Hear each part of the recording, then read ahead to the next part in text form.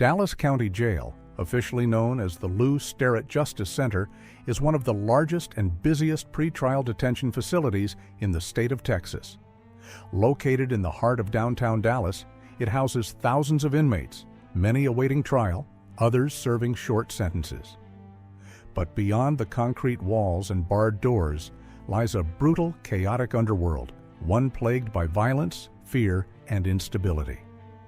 Over the years, the jail has developed a reputation for being one of the most dangerous jails in the South, marred by repeated outbreaks of fights, stabbings, and even full-blown riots. The problems stem from a toxic combination of overcrowding, understaffing, gang activity, and inadequate mental health care. The jail routinely operates at near full capacity, with over 6,800 inmates locked up in a facility built to house only slightly more than that. Many of these inmates have been diagnosed with mental illness, drug addiction, or come from deeply violent backgrounds. This creates a volatile mix, a powder keg that needs only a spark to ignite. Fights break out daily. In the overcrowded housing pods, tensions simmer just beneath the surface. A misplaced glance, an argument over phone time, or a disrespectful word can quickly escalate into brutal physical confrontations. Inmates have been known to craft makeshift weapons out of toothbrushes, razors, and even plastic trays. When guards fail to intervene quickly, or when staffing shortages leave pods unsupervised, these fights can spiral into bloody melees. In 2016, a particularly vicious beating inside the jail made headlines. A mentally ill inmate was locked inside a cell with another prisoner known for violent behavior. Within hours, he was dead. The assault was so brutal, experts described it as preventable, yet no staff intervened in time. The jail's mental health unit, intended to protect vulnerable inmates, became a place of terror. And this incident wasn't an isolated one. It underscored a disturbing pattern. Violence thrives in the shadows of Dallas County Jail, especially when those meant to protect are overwhelmed, undertrained, or indifferent. Stabbings, though less frequent than fistfights, are often more deadly. Inmates have reported being attacked in their sleep or ambushed in showers. Makeshift shanks, sometimes made from broken plastic or sharpened metal vents, are hidden in mattresses, toilets, and walls. Once deployed, the results can be catastrophic. In 2020, a stabbing incident left one inmate critically injured and another dead. Investigations revealed that the jail's surveillance and cell check routines had been inconsistently followed, allowing the attacker to carry out the assault unnoticed until it was too late. And then there are the riots. Although full-scale riots in Dallas County Jail are rare, when they do erupt, they leave behind chaos and destruction. One of the most infamous disturbances occurred in the early 2010s when racial tensions boiled over between rival gang-affiliated groups. The incident started with a minor altercation in the recreation yard, but quickly spread to multiple units. Inmates smashed windows, set fire to bedding, and overwhelmed guards. Dozens were injured before order was restored. More recent riots have been smaller in scale, but just as telling. In 2023, frustrations over extended lockdowns and lack of medical care during a COVID outbreak led to a violent protest in one of the jail's towers.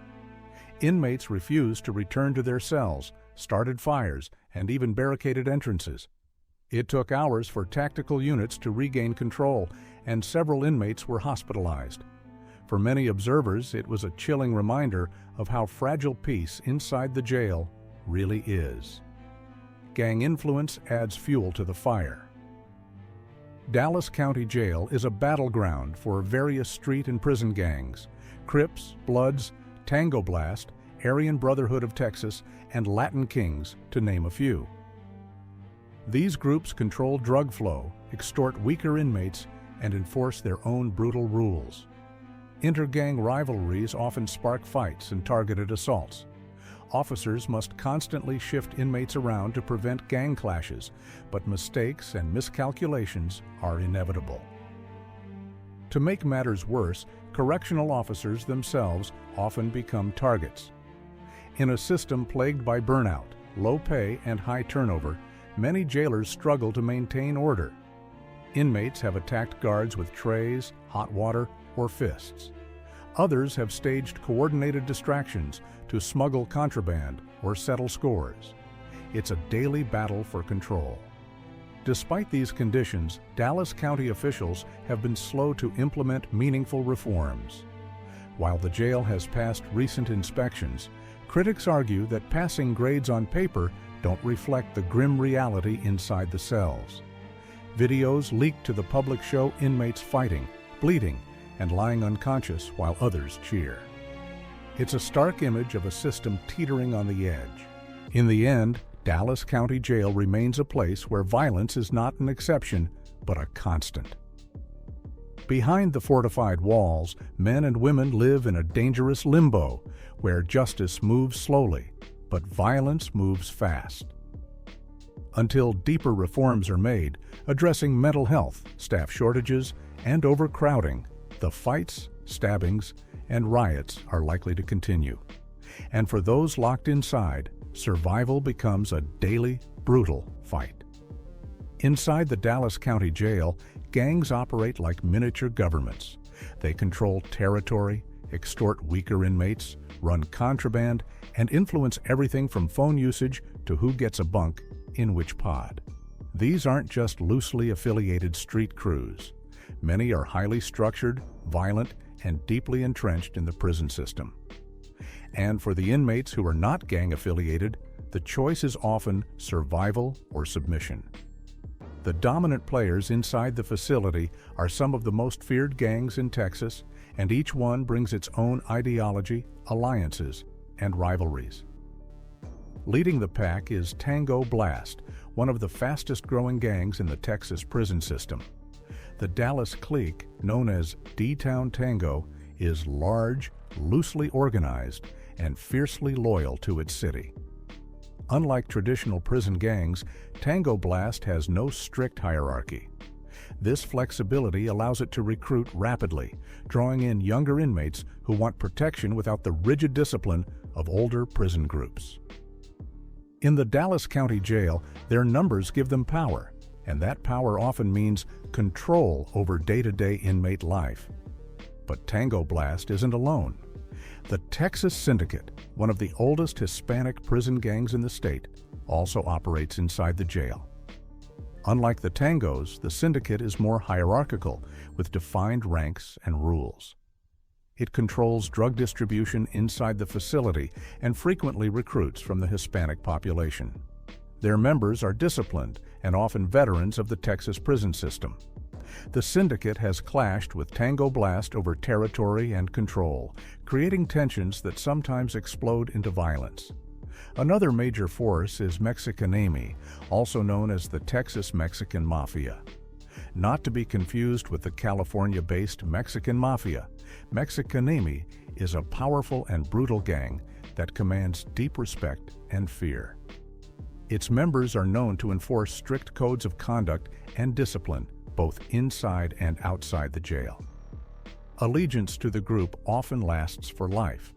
Though their numbers may be smaller than Tango Blast, their influence is massive, especially when it comes to orchestrating violence or controlling narcotics within the facility. Among African American inmates, the Crips and Bloods are heavily represented.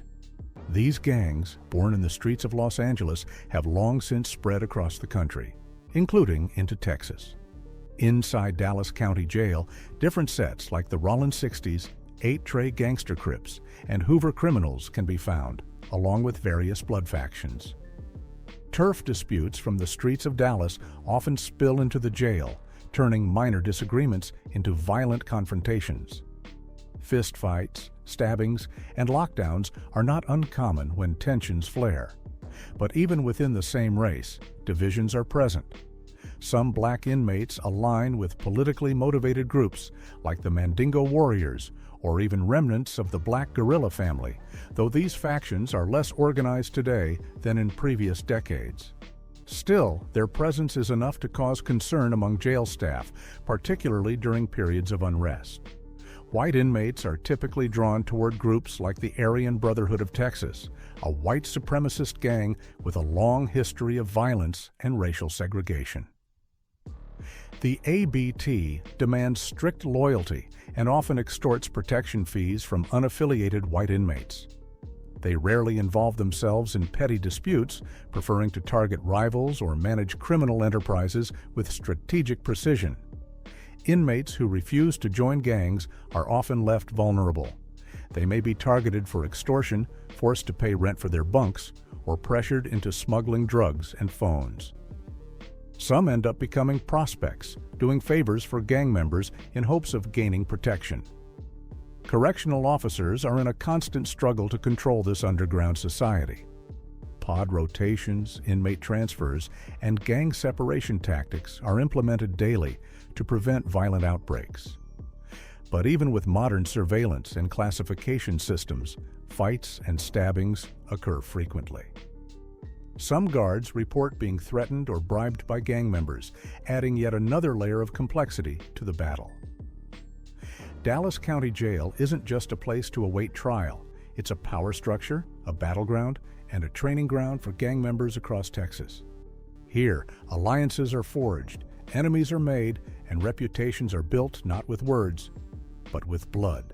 Behind the razor wire and concrete walls of the Dallas County Jail, thousands of inmates await trial, serve short sentences, or endure long delays in the justice system.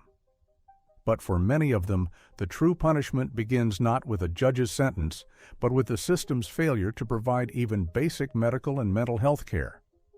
Known officially as the Lew Sterrett Justice Center, the Dallas County Jail is the main holding facility for the county.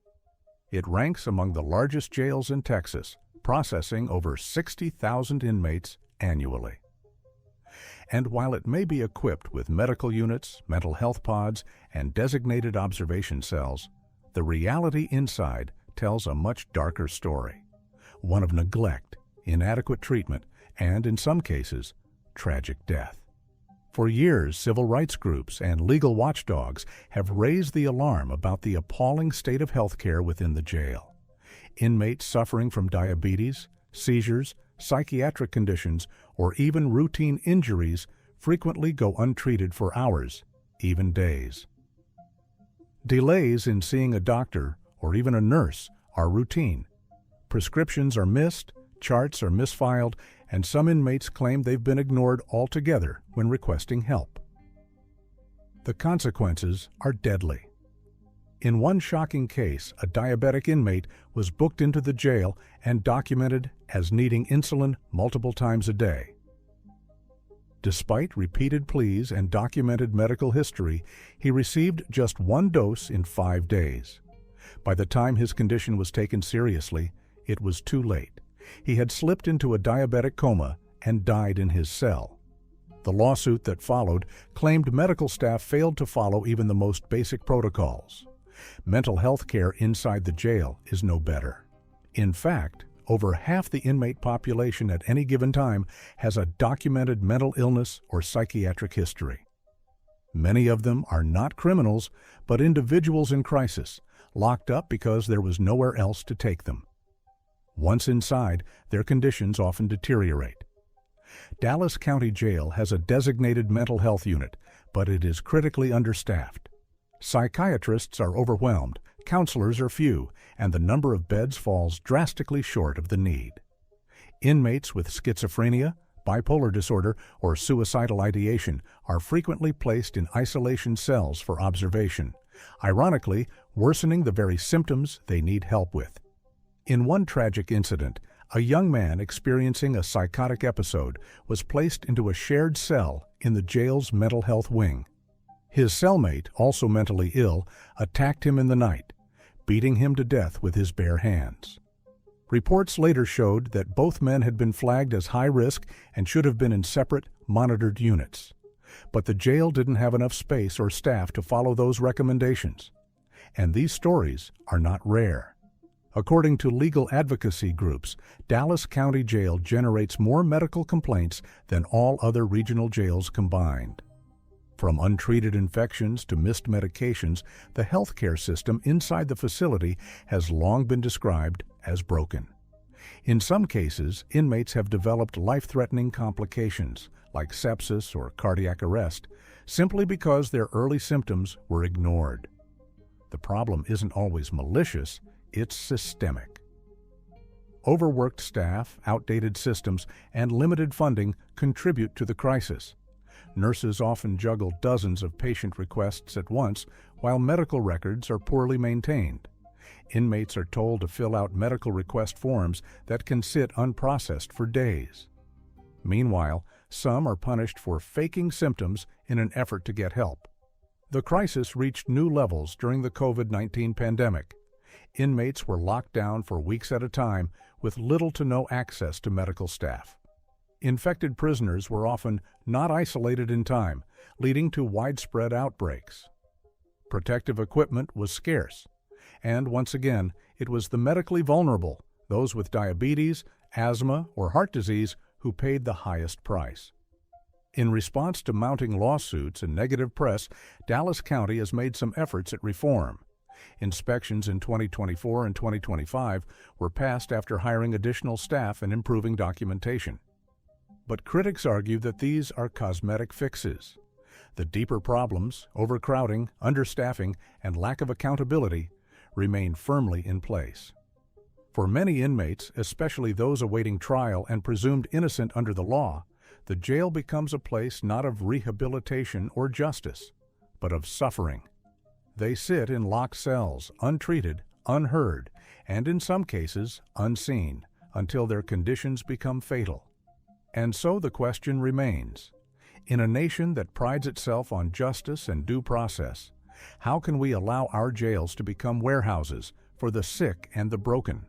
Until the Dallas County Jail reckons with its long history of healthcare neglect, stories of preventable deaths and untreated suffering will continue to haunt its walls. With a daily population averaging over 6,800 inmates, the facility operates dangerously close to its capacity of around 7,100.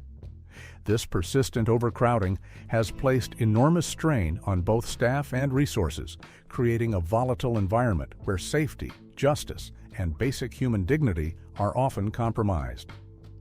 The majority of those held in the jail are pre-trial detainees, people who haven't been convicted of a crime but are simply too poor to post bail. As a result, individuals can remain locked up for weeks or even months while awaiting court dates. This backlog ties directly into broader systemic issues within Dallas County's judicial process. Court delays, staffing shortages, and limited access to public defenders contribute to the logjam, turning a temporary holding facility into a long-term detention site. Overcrowding creates a domino effect.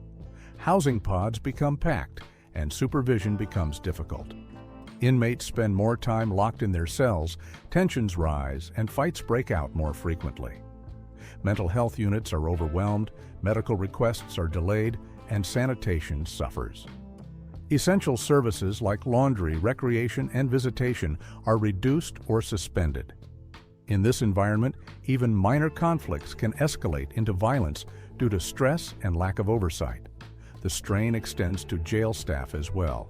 Correctional officers are overworked, morale is low, and turnover rates remain high. With fewer guards managing more inmates, rounds are missed, contraband slips through, and emergency responses are delayed. These conditions also increase the risk of suicide, neglect, and abuse, especially among vulnerable inmates dealing with mental illness or chronic health conditions. The overcrowding crisis has caught the attention of watchdog groups and local officials alike. While Dallas County has explored solutions such as bail reform, diversion programs, and expanding community-based alternatives to incarceration, progress remains slow. In 2025, the jail passed a state inspection, but critics argue that compliance on paper doesn't reflect the daily chaos inside the facility. As the jail continues to exceed its limits, the consequences ripple far beyond its walls.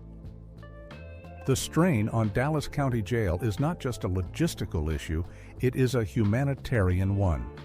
And without meaningful reform, the pressure will only continue to build.